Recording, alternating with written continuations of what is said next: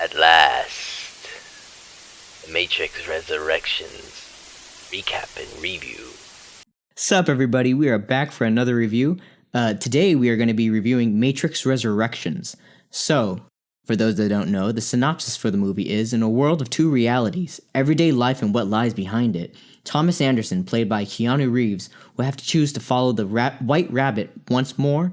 Choice, while an illusion, is still the only way in or out of the Matrix, which is stronger, more secure, and more dangerous than ever before. So, I saw the movie on Monday. I think you both saw it before me. I did, yeah, I believe so. I did. I know, I saw it before you. You saw it, Alex? Mm-hmm. Before me? Maybe. When did you watch it? I think I watched it like 2 weeks ago. Oh no! I watched it literally that night it came out. I didn't know. I You just watched it wandered before me onto then. HBO. It doesn't really matter. I was just wondering because I was like, "Holy crap, we could have watched it at the same time." Anyway, Bonnie, because I know you're a big fan of Matrix, what was your initial reaction after watching it? I was as excited as when it came out, but when I left the movie theater, definitely had less excitement, but was still happy that I went through that adventure. What about you, Alex? I enjoyed it. Just because, I mean, it is a Matrix movie. It has Keanu Reeves in it. Like, it's not a Matrix movie if it doesn't have Keanu Reeves in it, really. But I wouldn't really watch it a second time. Like, if I had a choice to watch that or the trilogy, I'd just go with the trilogy. So, out of the two of you, I might be the odd one out. Just because, like I was saying before, I was telling you guys before, I never really watched the first Matrix until I had a class in college. I remember Matrix 1 at least was one of those movies. And I could see what they were, like, I thought it was groundbreaking for what they did, for what they're doing technologically wise. But I never really watched 2 or 3 until we were getting ready to do this review. So I watched both 2 and 3, and then I watched 4. But I will be honest, I'm not, like, 2 and 3 I wasn't the biggest fan of. 4 kind of left me thinking the movie was okay, but it was a bit too long for me. Like, I felt like after I finished it, because I had just landed from SoCal and I took out my laptop to watch it, and I remember just sitting there watching it. I think I was about an hour in, a little bit over an hour in, and just thinking this movie could have been a TV show. Yeah, it is pretty long. And I know when I watched it the second time, just to get more insight on it, I was like, okay, this is 2 hours and 30 minutes long. And I'm like, usually I like that stuff. I like, long movies just because it's enjoyable. But on this one, the second time around, I was like, not really enjoyable. Overall, for me, I would say that runtime of the movie didn't play a part in my enjoyment of the movie, because as I watched them, I wanted just to see it unfold. But I can see where you guys felt there was a lot of letdown from it. But yeah, which is totally fine. Every movie is subjective. So yes, very true. If I didn't, like, you enjoyed it more than me, which I think is great. Like, even though I didn't enjoy it as much as you, I think it's great that you were able to have as much fun as you were with the movie. Since we just got the initial thoughts out of the way, if you guys want, we can go into our spoilers about the movie itself. Sure. Spoilers. So, I think the biggest question everyone had was the Morpheus character in the movie. I did a little research on that too. What was your research? Okay. No, I was just like, yeah, okay, what is going on with Morpheus? Behind the scenes, no one asked Lawrence Fishburne to reprise his role. And within the movie, Naomi says that, he... did you say he died? Because I know he died, right? Yeah. Well, she doesn't indicate... I mean, she does indicate, like, his death and things like that, but from what I understand in movies, if they don't show it on screen and it's still off screen and the character is saying it, they can always say that character was lying. So, well, just tacking on the Morpheus, Paul, have you heard, or David, have you guys heard of the Matrix Online video game? Yes, I know. I've heard about it, but I haven't really looked into it too much. So people are speculating that Morpheus, since Morpheus died in the video game, that the video game is actually tied in with the Matrix movies. Lana Wachowski and actually the Wachowski sisters, both when the game came out, said the game was canon to their series. So we don't know as of right now that is the case. However, how he died in that fashion was exactly for what it was. The war he was placing on the Matrix was because he was mad at the machines that they didn't give back Neo's body. And so he wanted a Neo's body, and he was asking Oracle for it, and she did not want to give it back. They were lying, we don't have it. And that in return caused him to set off bombs in the Matrix that would set off the code. Mass awakenings would happen and they would lose power. And that set off the assassin to go after Morpheus. And like you said, he dies in the game, right? But we don't really know how that, I don't know. You're holding on to hope. Yeah. Yeah. Go ahead, David. Sorry, go ahead. That was a good question. Oh, I was just going to say, because with Alex saying, Lawrence Fishburne, I guess they kind of explained it because they're saying it's 60 years into the future. Mm-hmm. So that's what I was just going to say. Like, because you see Niobe's character played by Jada Pinkett Smith. Her character is pretty old by that point. She's barely holding on. Yeah, so I wouldn't be surprised if the original Morpheus had died from old age. You know what I mean? Yeah. To me, it was kind of fine the way they explained it, but I do think it was kind of weird because when you meet the new Morpheus, it's basically like Inception. Yeah. And right? I like he's that a program so much. within a program. Mm-hmm. And I like how he's two programs mixed together, right? He's Agent Smith and Morpheus mixed together. And Bugs even states that in the movie. You use some code of Agent Smith and you use some code of Morpheus to put them together. So I just liked his dynamic. I liked what Yahya Abdul-Mateen brought to the table. He brought the nostalgic factor, but he also, he's like, I'm aware of who I am and I could do it on my own. No, like when he spoke, it felt like Morpheus. I'm not gonna lie, it felt like Morpheus. But I will say, I feel bad for him because his Morpheus got beat bad when he tried to fight Smith. I mean, it is Smith, so it's like. Which Morpheus? Yahya's? Yahya's. Yeah. Fishburne's. Because Fishburne didn't even have a chance. At least Yahya was putting up a fight. That's true. He was. And that's probably because he was mixed with Smith code. And that was in the first Matrix, David, since that's your foundation, right? So it happens in that movie where, he goes through the wall and he tackle Smith. Smith puts a beating on him, man. I felt bad for Morpheus in that one. Oof. Yeah, like I guess the way they explained it made sense. I just thought it was weird how he's basically a program within a program that that Neo had made that somehow is able to enter into the real world of the Matrix per se. You break it down, it is all the same code. It's all code that was made by the robots. Whether it's like the main game in the Matrix, or you got the mini game, which is Neo's Matrix that he made. So the way I see that bit is, at the end of the day, he made a construct, and in that construct is the code, and that code is ran by a machine program, right? So at the end of the day, he's creating a program. That program can come out, right? But you see how they come out in the real world? They come out like a little ball sentient. Mm-hmm. He's not real though, right? At the end of the day, he's just a program. You mean how they look, nanites? Yeah, like they're using nanites to bring him into the real world, and thus it's making him a reality. Yeah, he's more AI at that point. And I like that coolness of it, right? Or if we were going to go to the next character, right? We could talk about how Jonathan Groff changed Agent Smith, but I felt every sentence of Jonathan Groff talking of being Smith almost, right? And same with you, David, suggesting how Yahya made him feel like Morpheus, like when he was speaking. And I'm a very nostalgic person, so I think that's why I kind of enjoyed the movie a little more than you two did, right? Yeah. Like, I'm a fanboy. Oh, yeah. So automatically, like, it sits on me, right? Yeah. For me, I think with Smith, I like Jonathan Groff is a great actor because I watched him on Mindhunters, but for me personally, it just didn't feel like Smith. Just because you don't hear him go, Mr. Anderson. Yeah. You don't hear him with that inflection. So it just, to me, it comes off as you could have made a different character. But I also understand that originally they did want Hugo Weaving back. He just didn't make the, scheduling. Yeah. Yeah.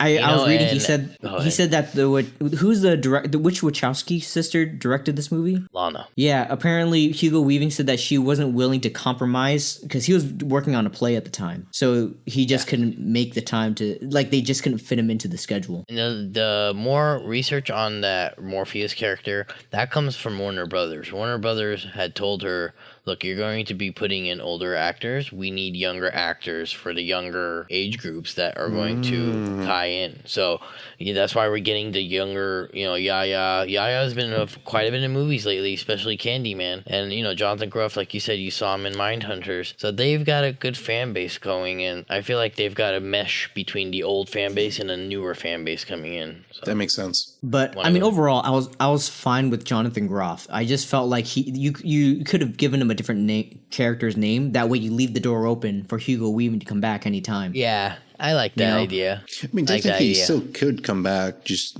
catching. Because they're talking about how changing their features. Yeah, but then you would remove Jonathan Groff if you did that, unless you did the whole thing where he copied himself again, and then it's Hugo Weaving. But I highly believe those characters are in our past. I don't believe if they do make any cameo, the only one I feel like would make cameo would be Morpheus. There's almost no way for them to bring him back because even if they do, he's gonna be like bones and dust. So it's like so it's just not in the books or in the cards, I would say.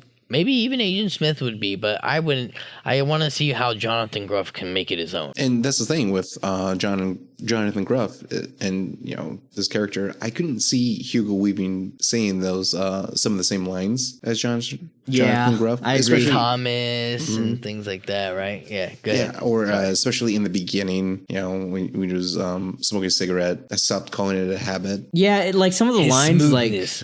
For me, some of the lines when he would speak, it just to me it didn't sound like how Smith would say it. Sometimes, he literally call Anderson he would call Neo Tom. Yeah, and I'm just like, no, you need to call him Mr. Anderson. Yeah. And I mean, I guess that's the thing where it's like they erased his memory until he picked up that gun, and then he's like, Mr. Anderson. And then after that, he just kept going back to Tom. But to what David is saying, is how he kept saying Tom. Alex has made a point that backs up what David is saying. Weaving couldn't have walked around calling him Tom or Thomas. It just didn't sound right. But this man is able to say Tom and Thomas and change up the way he's calling him. So to Alex's credit, yes, I can definitely see that now that David's pointed out. But Alex is right. He's making it his own kind of, right? Mm-hmm. So.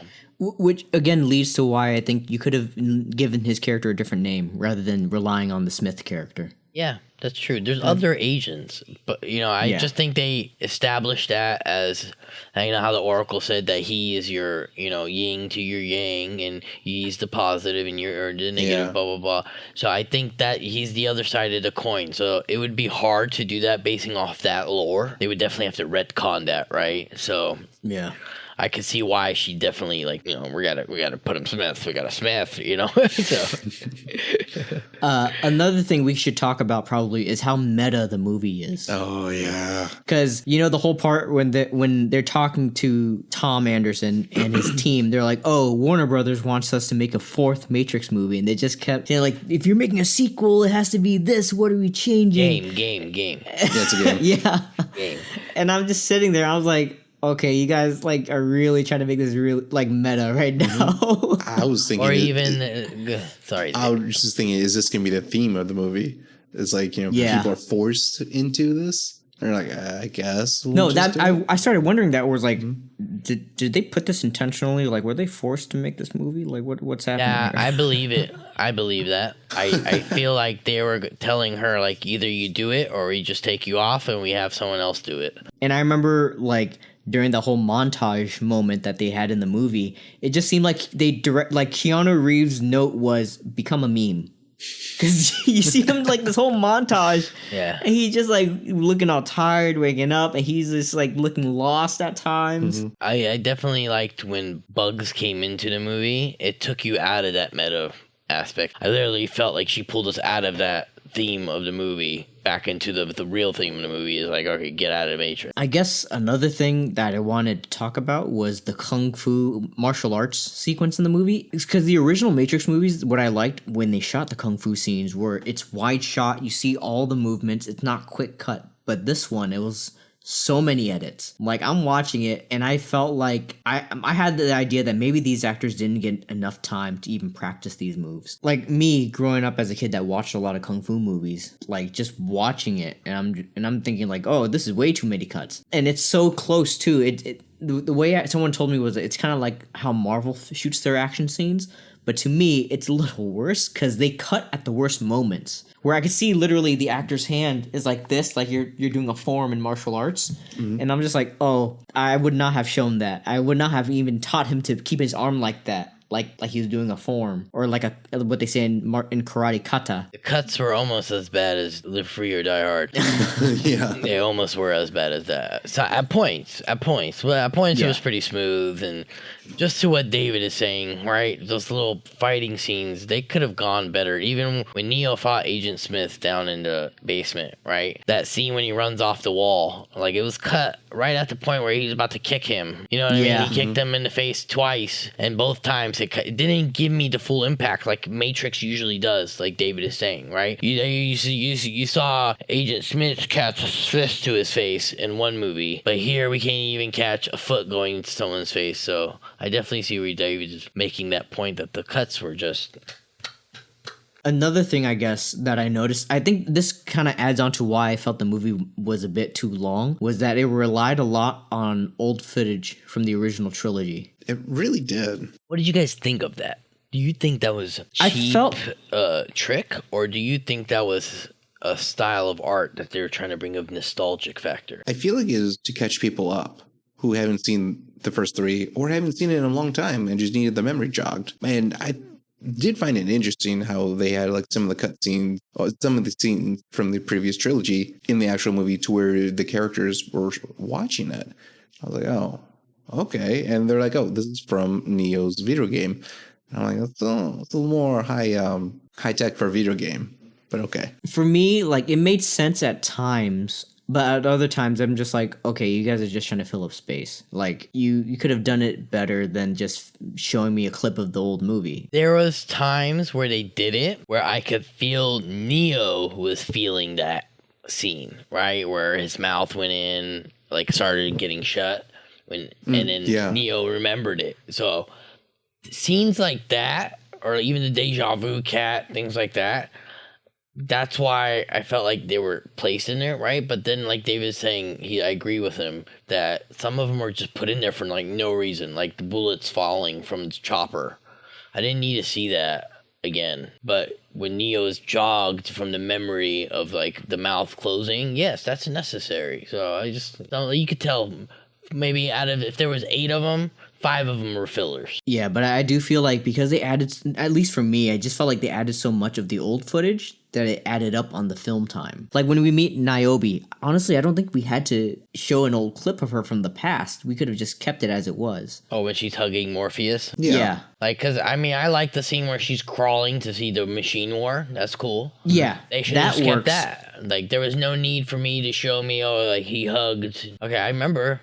You know, it was pretty much the last movie, if anything, right? It was Matrix Revolutions that happened. And so why are we, like David's saying, why are we fillering here? Why are we adding runtime when we don't need it? If one thing, they should have added something for the Frenchman. You know? Yeah. Because when watching it, I was like, who is that? And I loved how he was stating all those things, right? I mean, he's just talking about today's society, about how everything's text message and social media. Back in the day, people used to talk. It was art. They had style. That right there was kind of meta itself. I thought it was interesting, though, that they had, I guess we can go into it because we already mentioned the Frenchman. Like, so they had like characters from the old movies, like the actual actors, the guy that played the Frenchman, and Jada Pinkett Smith. But when they also had Priyanka Chopra, I was like, who is this character? And then they show the flashback. That made sense to me to at least connect the dots. That was cool. She was Sati. Yeah, Sati was great. Chopra played a great Sati.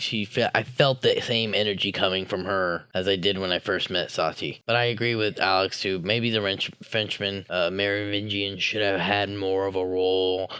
I think there's more of those coming in the future. Just because Matrix is, it's going to be changing, and it's going to be allowing these characters to now flourish, right? Because they're no longer underneath the analyst's plan. Which, since we need to talk about Neil Patrick, Yeah, I was gonna mention. What did you guys think of Neil Patrick Harris as the big villain, the analyst? I think kinda he liked held it. the movie. Yeah. He held the movie in as far as his acting. He was the most interesting character. He was. Maybe because he was the newest character, and that's what the movie kind of lacked. 'Cause I liked all the new characters. I liked Jessica Henwick's character as far as Bugs, and then I liked the new character that was played by... Wait, Bon, did you watch Sense8? I'd watched it. Not. Because some of the actors, like the guy that's the neologist and like the other girl, like there are a few actors from the movie that were in Sense8, which was also produced by the Wachowski sisters. Oh, Okay. that makes sense, Yeah. Okay, I'll actually. check it out then. So you see, like they do. I just felt like the movie needed new characters. That's what I think. And I honestly, if I'm gonna give you my overall opinion on it, I liked it. It's great, nostalgic movie. Thanks, fan for its service. But I much rather have had a rebooted movie with a different style of take on Matrix. Right? Maybe more gritty, less cartoony, like it was. Maybe we could have gone to a more grounded realism Matrix that felt real, or maybe going back and doing a prequel of an older Matrix.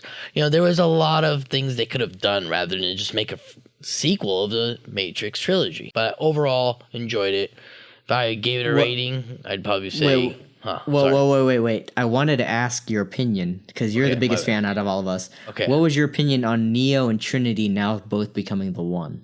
I believe it plays into the theme of love. And that's how it always has been in these movies. It's always been love. So to see how they're saying love is two halves coming to one, right? And how they explained it, right? To make a new Matrix based on their source code. And the only way his source code works is if Trinity is there. So there was the great explanation for it. But I just think it was too sappy.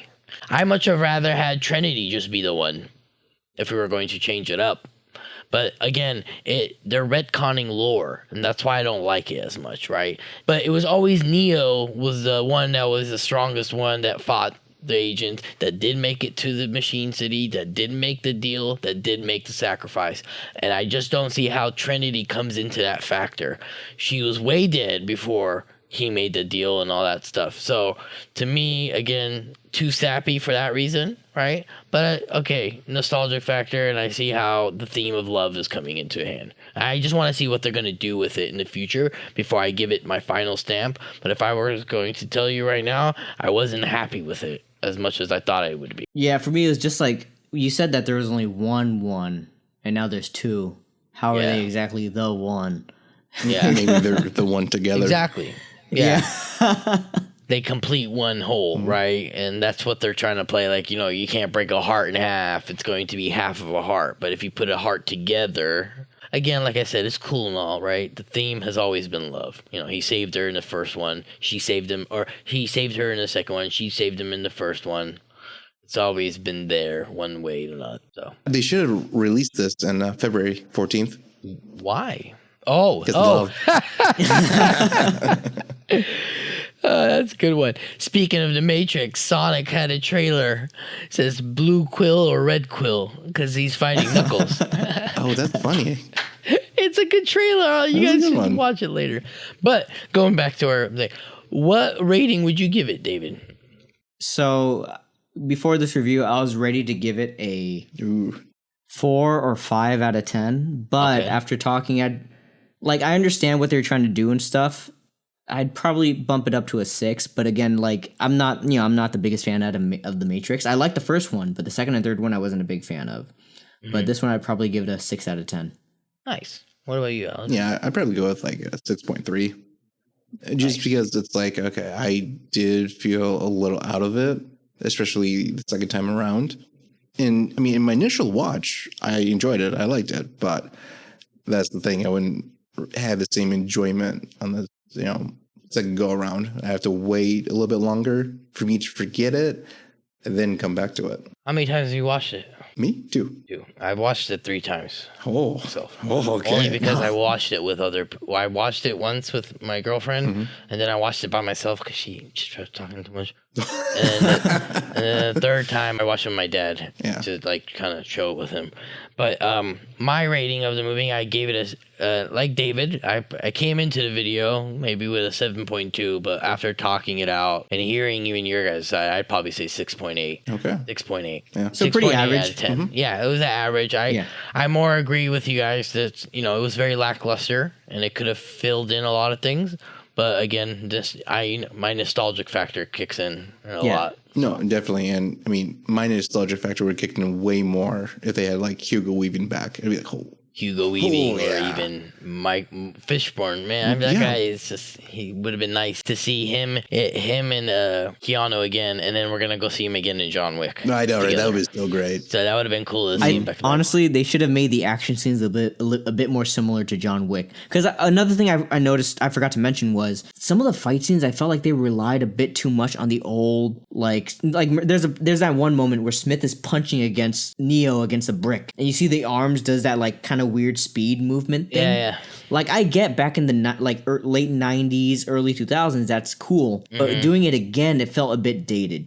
They could have added a different effect. You're right. Give me more of like the ripples of him doing that, right? Yeah. There's got to be some kind of wind. There's got to be some kind of something as a reaction to that. Since we're all giving around 6.3, and 6.8, would you guys watch it again? Not on my own. I would watch it again.